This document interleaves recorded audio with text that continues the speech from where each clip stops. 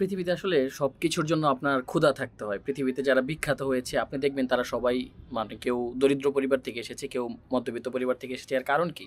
এর কারণ হচ্ছে প্রত্যেকেরই ক্ষুধা ছিল। কেমন ক্ষুধা? কারো টাকার ক্ষুধা ছিল, কারো সফল হওয়ার ক্ষুধা ছিল, কারো জানার ক্ষুধা ছিল, কারো জ্ঞানের ক্ষুধা ছিল।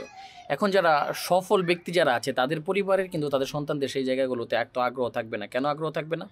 কারণ তার বাবা ইতিমধ্যেই কিন্তু অনেক কিছু করে ফেলেছে। এখন তার আবার নতুন করে করার কিছু নাই। যেমন ধরেন, এখন যদি ধরেন কয়েকশো বিলিয়ন ডলারের মালিক যিনি, তিনি যদি মারা যান, তার সন্তান কিন্তু সরাসরি কয়েকশো বিলিয়ন ডলার থেকেই শুরু করলো।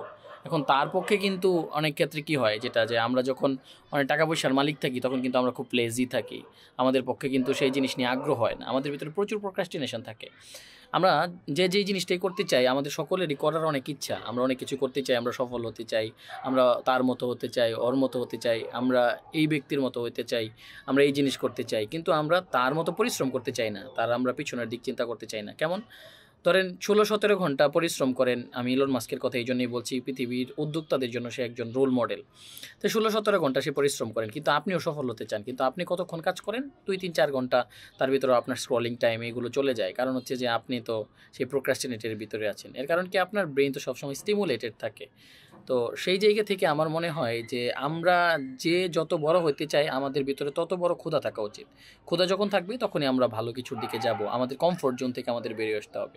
যে জিনিস আমাদের খুব ভালো লাগে, যে জিনিসের প্রতি আমাদের খুব বেশি পরিমাণে কি বলে যে ধরেন যেটা আমার খুব ভালো লাগে যে জিনিসটা, দেখুন আমি যদি কোথাও যেতে চাই, আমার এখানে বসে থাকতে ভালো লাগছে কিন্তু আমার ওইখানে যেতেই হবে। তাহলে আমাকে প্রথম স্টেপ কি? আমাকে এই চেয়ার থেকে উঠে পড়তে হবে।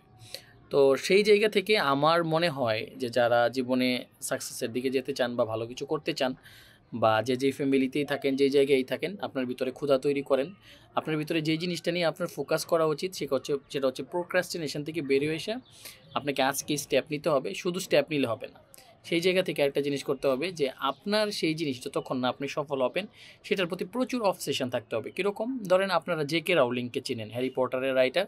সে কিন্তু ১২টারও বেশি জায়গায় সে রিজেক্ট হয়েছে, তাকে রিজেক্ট করা হয়েছে। কোনো প্রকাশক কিন্তু মনে করে নাই তার বই এত ভালো হবে। কিন্তু পৃথিবী বিখ্যাত এখন কিন্তু বেস্ট সেলিং বুক কিন্তু জে.কে রাউলিংয়ের হ্যারি পটার।